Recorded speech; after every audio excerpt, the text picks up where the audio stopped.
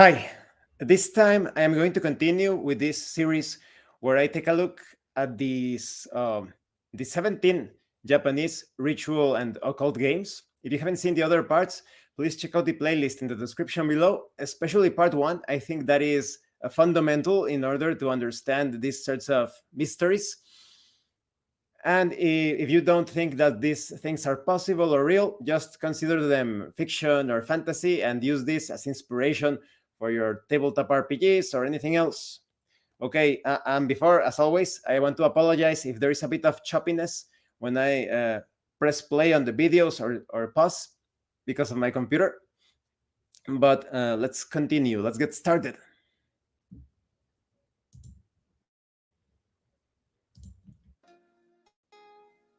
Hitori Ashiberi. Also known as one-person chat or talking alone, this allows you to strike up a conversation with a ghost. Do know, there's no real way of knowing who you'll invite into your home with this ritual, so much like many of these rituals, do so at your own risk. All you will need to play is 2 chairs, both facing one another. Step 1. In the middle of the night, go to a quiet, empty room. Step 2. Turn off all the lights, close the curtains, then take your seat. Step 3. Begin speaking to the empty chair. Just a pause. This is very interesting. This is a matter of debate in occult circles. There are some operations where you are supposedly contacting an entity, but some could argue that you're actually just talking to yourself, as if you are a sort of psychological experiment where you are talking to another aspect of yourself. So unless you have some ways of verifying that this is actually a separate entity from yourself, you could say that it is actually just you talking to yourself. And the situation gets even more complex when you look into the phenomenon of, how you call it in English, bilocation, I think it is called. There are many hoaxes concerning bilocation. Sometimes they say, oh, this religious leader was in this part of the world, but he was also in this other part of the world. Oh, he achieved bilocation. He split into two. When it is actually the doubles, you have doubles for different religious leaders, political leaders, etc. Even they do plastic surgery on them. Every time you see a leader that has lived for too long, and every time you see that perhaps, oh, they almost managed to kill this leader, but he survived, they actually killed that leader. You know, certain people like hit waiting for the YouTube algorithm lure hit lure that, oh, they supposedly tried to kill him who knows how many times. Later on you can see that it is actually a double, especially when it comes to his way of handling things later on in the conflicts. So it happens like that. Oftentimes they have doubles. All of those very old members of the nobility, oftentimes they have already died long ago. Very old kings, queens, and princesses that they are too old, but the original has already died. But because they serve as a sort of figurehead or icon to hold the power together, they just replace them. So yes, putting all of that aside, and YouTube, you cannot take down this video, this is all science fiction. Putting that aside, when it comes to bilocation, I think that it is possible based on my own experience. I'm going to keep it like that. But it is a case of etheric projection, to the point that someone learns how to project his or her etheric body. It's kind of like a double that exists in another level. That's why sometimes people say that, oh, I saw this person going into this room and I went into the room and there was no one there. Maybe it was a ghost, a spirit. Maybe it was someone employing this bilocation technique. Very risky if you don't know how to do it. you shorten your lifespan. Anything that has to do with the ethereal and astral bodies, if not handled with care, you can shorten your lifespan until the person dies. They could end up falling into a false sense of security. And it's not as risky. Don't think that, oh no, now when I astral project, I am going to shorten my lifespan. No, no, it's not like that. In fact, every single time you go to sleep, you achieve a certain degree of projection. That's why you have dreams and you interact with those crazy worlds. A lot of them are actually pocket dimensions or pocket planes that you create. But in other cases, you're actually interacting with the other planes of existence.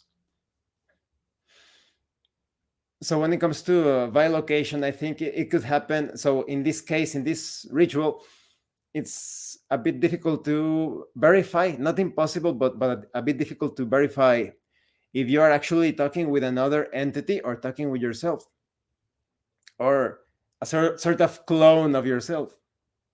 Yes, it gets really complex. Later on, they start to philosophize or think about if the clone that you created from yourself, does it have a sort of separate awareness, kind of like a twin? Okay, let's continue. It could be about anything: your life, your dreams and ambitions, secrets you've never told a soul before, and so on. Step 4. At some point, you will feel the pressure in the room change, and it might cause you to trail off. That is when you'll know that someone is there. You can continue talking now that you know you have an audience, or sometimes you might just find that your guest is talkative as well. Once you are done speaking, thank the spirit for their time, rise from your chair, and bow. You will soon feel their presence leave the room, and once it has, the ritual is complete. Something to note: some versions of this ritual involve you plucking a hair from your head, dropping it in a glass of water, and drinking it before taking your seat. If at first the ritual does not work, perhaps this method will instead. That thing about the hair is very bizarre. It makes sounds a bit nonsensical, because if you take your hair, let's say that you pluck it so that you have like a bit of energy from your own hair, and you put it in a glass of water and you drink it, you are swallowing your own energy. No, it doesn't make sense. Okay. This ritual, I think that with the proper protections, any way that you handle it, with spells or talismans, etc., it can be relatively safe.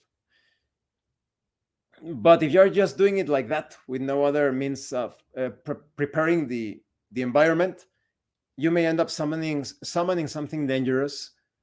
The thing about the change in pressure, when an entity has arrived, it is quite noticeable, but you have to follow your gut, your instinct, your intuition. Are you feeling comfortable when you are having that connection, or do you feel threatened? Do you feel nauseous? Do you feel like cold, like uncomfortable cold, and not like fresh and no, like it's freezing here? And if it feels uncomfortable, you have contacted something hostile. It's also a way of measuring how much control you have over the situation. For example, in a demonic evocation, you have prepared everything so that you are safe during this demonic contact. If everything goes according to your plan and you summon the being, it feels as if you are in control. You still feel like the pressure, like something is here, but you feel at the same time tranquil and comfortable, because you know that the barriers have been set properly. But yes, in the moment you feel that something is not right, you have to do something to get rid of that entity. It's a sign of danger. But like I said, I think this is one of the safer rituals. As long as you know how to protect yourself, it is easy enough to do. But why would you start telling all of those things to an entity? There is no purpose. Now that entity knows a lot about you and could use that information. even unintentionally, in a way that is not exactly beneficial for you. You don't want those entities having information about you. What if someone else contacts that entity and that information is used against you? Yeah, it makes no sense.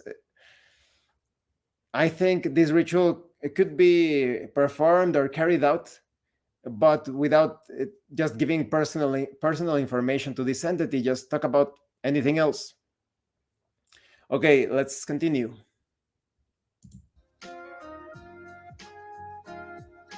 The elevator game. Originating from two channel boards around 2009, this legend describes using an elevator to transfer to another world. When it comes to these sorts of, yes, like a creepypasta sort of game, it's very difficult to tell if it is just made up or if there is some sort of occult inspiration behind it. In those boards, they are constantly making things up without verification, without there being some sort of solid foundation when it concerns occult lore or occult philosophy. But it's still a fascinating phenomenon. If it were to be real, a lot of people, many occultists, have attempted to achieve these sorts of travels across dimensions and across time, space, all of that. And they have failed. Some of them, they become obsessed with it. They have purchased very expensive machinery in order to facilitate the process, in order to even accomplish it, to measure their results. They spend their entire fortunes. It is crazy. It is insane, just in order to make the journey through dimensions or even through time itself. Now, remember that all of this is science fiction. Some people could argue that, oh, that you see that painting, that ancient painting, there is this device that looks like a cell phone, or it looks like a computer in science fiction.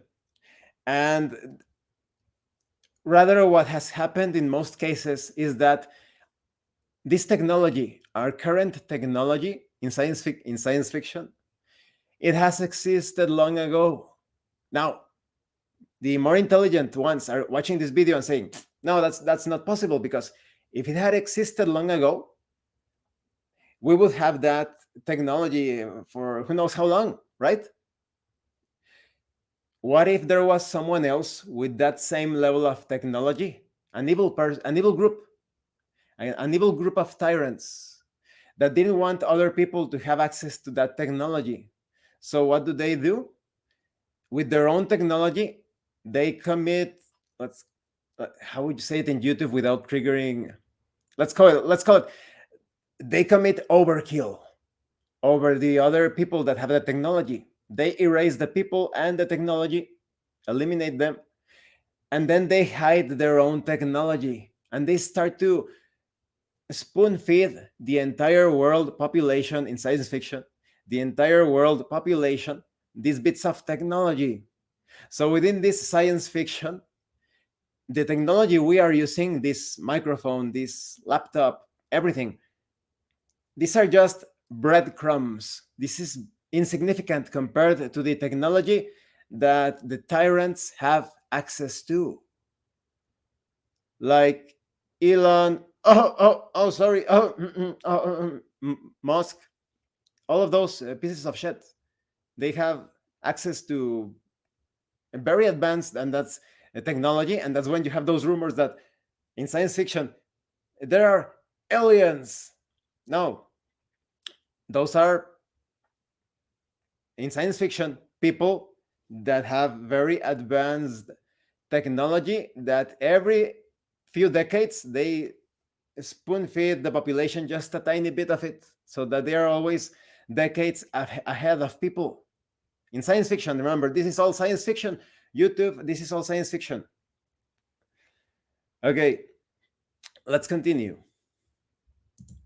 To start, make sure you're using a building that has at least 10 accessible floors, and of course, an elevator. Step 1. Take the elevator on the first floor.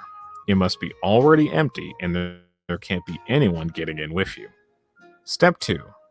Go to the following floors in this order.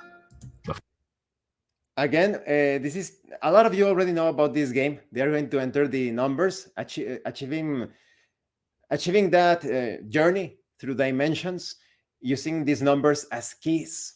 I wonder if the numbers are the address, so to speak, of the dimension that you are supposedly trying to travel into. In these sorts of operations, it is always advised that a single person is involved because you know the movie The Fly, you don't know the effects that the operation is going to have upon your body. Maybe you end up mixed up, you end up just like your, even if your bodies do not mix in a horrible way, although you might want to look into a science fiction situation concerning Nikola Tesla and traveling across space and time. In science fiction, this ship where the US government attempted this experiment after they killed Tesla. In science fiction, they attempted this experiment where many sailors were placed without being given the proper details. They were placed on this ship.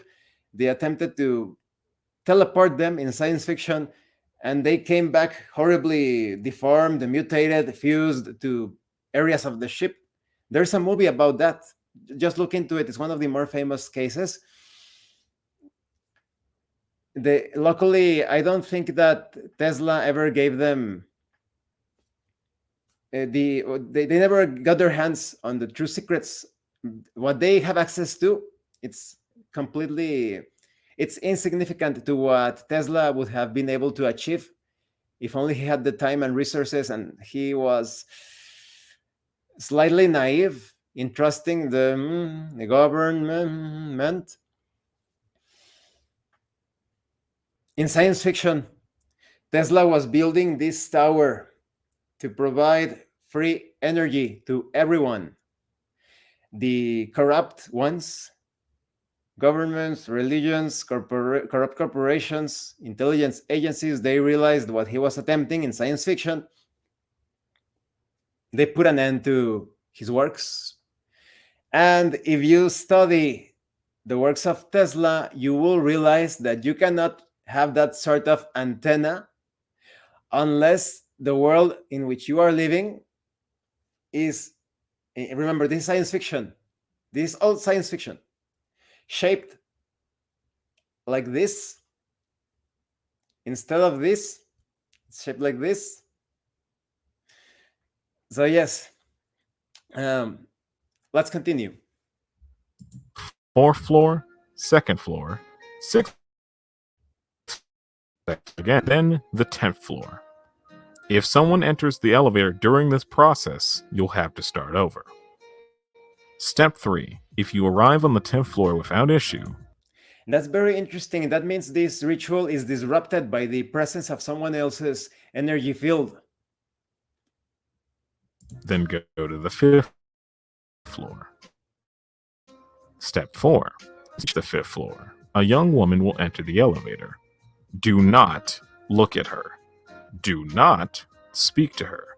She is not what she seems. Step 5. Once she is on, press the button for the 1st floor. If done correctly, instead of going down, you'll go up to the 10th floor. The part of the strange woman is interesting as well. Maybe it's some sort of guardian to trap those that are making this transition, this passage into the other world. Perhaps if you talk to that entity, it attacks you or it devours you. Many of those, it swallows your soul. Many of those entities, they are bound by strange laws, mysterious laws. And as long as you understand those laws, you can actually even work or command those entities. So maybe it's a sort of guardian, perhaps. This is your last chance to abort the ritual. Simply pressing another button will cause the elevator to stop on that floor instead, and you can get out and leave the building. Once you reach the 10th floor, the doors will open and you will find yourself in a version of the building where all the lights are off, and a red sky paints the interior of the building a crimson hue. It is my suspicion that perhaps this operation, if it's not made up, I wouldn't try it because of the risks. What if you go into that place and you never return? But based on how things are presented, it could be that it's a way to take you to some very dangerous areas of the world above, the upside down world, as if the elevator suddenly connected with the elevator above, with the replica elevator above. Very interesting. Upon leaving the elevator, the woman might ask you, "Where are you going?" Do not look at her.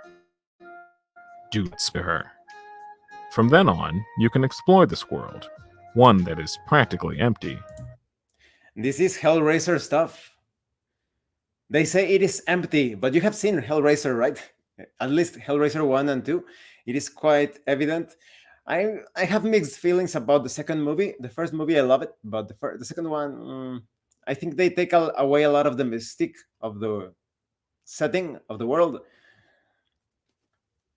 But yes, I don't think there is a guarantee that the world that you are exploring is completely empty. There could be some dangerous things there. In the case of this woman, as always, it's kind of like the entity is following some sort of set of rules. This is also quite common when you interact, for example, with the beings of the Fey realms, you know, like gnomes and dwarves and elves, and it is common knowledge that when you interact with those sorts of creatures, unless you are extremely familiar with the creature, you are absolutely certain that it is an ally, and sometimes it is not easy to trust them. There are some chaotic tendencies to them. Unless you are completely certain that it is safe, you should not eat anything that they gave you. Sometimes you shouldn't answer what they ask of you. I think there is a legend about this entity asking you about their son or something, and you have to say something else, like you shouldn't answer, and you should um, ask a question instead. But just to be safe, don't contact those entities if you are not sure on how to interact with them. Personally speaking, like I said, it is possible if you have complete certainty about specific instances. It is actually safe to drink something and eat something, but you need 101% chance, 100% certainty that it is safe. Otherwise, don't eat anything that they gave you. Don't drink anything that they offer to you. Don't speak to them if you are not, yes, well versed in these operations. Let's continue. Some even say your phone and other electronics will still work, but others say they won't. Still, the opportunity to take photo evidence of such a domain is tantalizing. Yes, that's very interesting because entities usually drain the energy from cameras and electronic devices and whatnot. You have seen those paranormal shows, those that are authentic, they are not kidding. I recommend the Wisconsin Hunts YouTube channel. Wisconsin Hunts, like hunting hunts. They are pretty honest in their investigations, in my opinion, and they have experienced that moment where their batteries are drained. Hmm. I think I was going to tell you something else about entities exploring the world.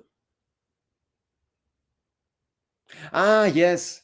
It could be that those with the, if you have the RH negative factor, it could be that you are safe when consuming some of those drinks and food that those entities give to you.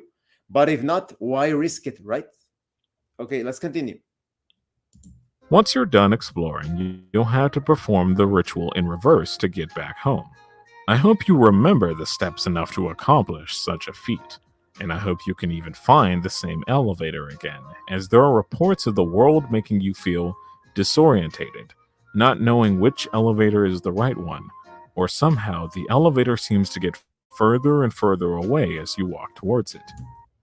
Exactly. What if the elevator disappears? It's just too risky. Why even attempt it? There is no guarantee that you're going to come back from that world. You're basically killing yourself. Yes, very dangerous. Not worth it. This sounds like a game that the desperate would attempt. But if the desperate attempt such a game, maybe they are not in the right mindset to make the just to journey between worlds. But if you manage to make it back, pat yourself on the back, as it definitely wasn't an easy feat. However, if you fail to do the ritual in reverse, or look at or speak to the young woman at all, you will find yourself stuck there forever. Fun fact, if you've seen the anime Other Side Picnic, this is what episode 10's legend was in reference to. I haven't seen that anime. If you have seen it, do you recommend it? Okay. Mm, I think this elevator game is one of the more fascinating urban legends, creepypastas, occult games out there. Not that you should attempt it, but it's certainly good inspiration for many role playing games. There is a game, I forget, I don't know if it's called Liminal Spaces, like the typical liminal spaces. If you're not familiar with the concept of liminal spaces, at least when it comes to the occult, they are basically just like pocket dimensions that you supposedly get access to when you are at a mall or at a hospital or whatever, and there is a certain way to access those liminal spaces. Sometimes supposedly people enter those spaces by accident, and they encounter themselves in what they refer to as the back rooms and the pools or what, who knows what. I think this is also an accidental, if it were to be real, an accidental way of achieving that journey to other planes of existence or to the upside down world above us. Yes, very complex things, but like I said, there is actually a role playing game. I cannot remember the name, but it is by the company, the publisher Rookie Jet. Rookie Jet. I don't know if it's Rookie Jet Games or Rookie Jet. The author, he produces some very awesome anime type of role playing games like Overarms, Red Giant. Definitely check it out. In fact, you know what? I kind of get the. Maybe one of these days I will run a game using a session, a one shot using that system, because it's very simple and it's made so that there is high lethality. A typical horror movie, only one character escapes alive, perhaps, if ever, right? Or if any, maybe all of the characters die or end up trapped in the liminal spaces. I think that would be a great game. Maybe when I finish the Reminisce campaign, I should play a one shot with those that are interested. A small group or a large group? No, because of the simplicity of the system, maybe a large group. 5 players, perhaps. Yes, definitely. If you're interested in that, keep watching my videos. Maybe one of these days I will bring out this attention gauge video where I talk about this campaign, and maybe you, if you want, you could participate. Who knows? Well, we shall see. I am still getting adjusted to this busy lifestyle. I have been producing lots of videos lately, and I'm trying to work magic with my agenda, my schedule. Is that how you call it? Yeah, your schedule, yes. Well, once again, thank you for watching this part of the 17 Japanese rituals and occult games series. Let me know your own thoughts and comments on this. Have you attempted any of these games? I hope not. Or if you did, with the proper precautions. And as always, Thank you so much to those of you that are going the extra mile to support the channel. If anyone else wishes to further support the channel, the information on how to do that will be in the description below. And remember, it is better to roleplay and fail in character than not to roleplay and fail as a player. Once again, thank you, and see you later.